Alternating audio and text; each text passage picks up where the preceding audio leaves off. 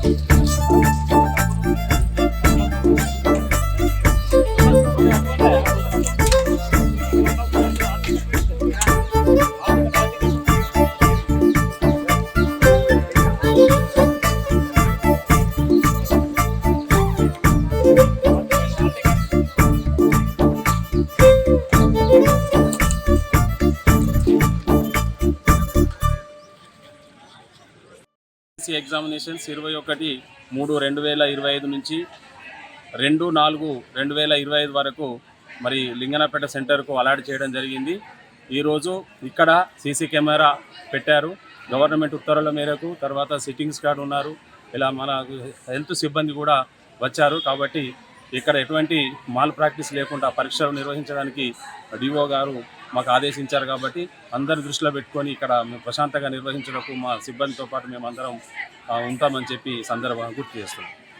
Lingannapeta sub centre నుంచి ఇక్కడ ప్రతిసారి డ్యూటీ వేయడం జరుగుతుంది.